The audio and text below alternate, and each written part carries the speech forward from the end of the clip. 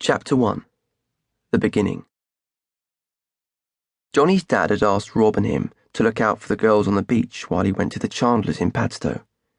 They'd intended to do the brotherly thing, but Rob had ended up buying some dope off the lifeguard, and they'd sat on the sand dunes getting stoned in the sunshine. They'd lost track of the girls hours ago. The last Johnny had seen of them, they were mucking about in the rock pools, doing whatever it was that 11-year-old girls did. Johnny lay there, sifting hot sand through his fingers, turning a perfect heart-shaped little piece of slate over in his hand. Feeling the warm sun on his back, discussing the merits of trimarans versus catamarans with Rob, when his attention was caught by Sarah's little friend over Rob's right shoulder, up high in the sand dunes beyond. She was perched at the very top, back to the sea, poised, knees bent, arms stretched out in front of her. He wondered what she was doing. She looked like an animal about to pounce, her attention firmly fixed on the whispering grasses in front of her. Then, to his immense surprise, he was pretty wrecked, she threw herself backwards, high up into the air, forming a perfectly piked backward somersault, gracefully flying through the blue Cornish sky.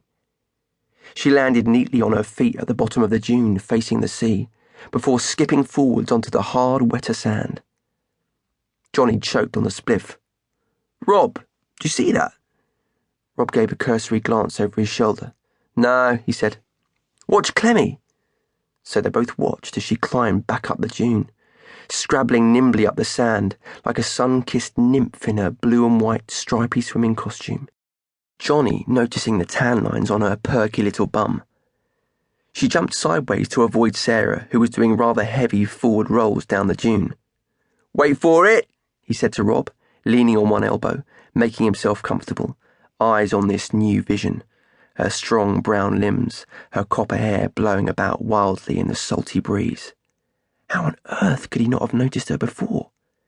Even the sunlight seemed to be lighting her differently today, as if she was something that had to be highlighted. 2 minutes ago, she hadn't even registered in his mind. Of course, he'd known her for years as his little sister's friend, and she'd been down to Cornwall a couple of times, but he'd never paid her any real attention. For the first time, he was seeing her, as if he had borrowed some binoculars, and there she was in sharp focus. Sarah's friend, a whole new species, a Clemency Bailey. Once again she took her position, frozen, poised, and then threw herself backwards fearlessly, arching and twisting against the sky, but this time, open-bodied, slow and leisurely. Rob sat up and wolf-whistled at her. She turned around and then saw them watching her, and she took a deep, flourishing, theatrical bow, before scrabbling back up to the top again. "She's going to be a right little heartbreaker," Rob said, but Johnny could tell that his mind was back on the trimarans, which suited him just fine. He preferred watching her over his shoulder, having her all to himself.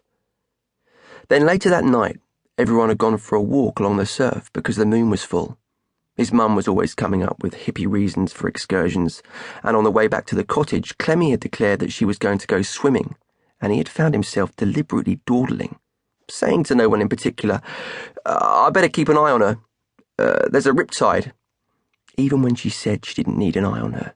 She was almost 12, big enough to swim without eyes on her. Still, he'd sat down on the dry sand at the water's edge as the others wandered back.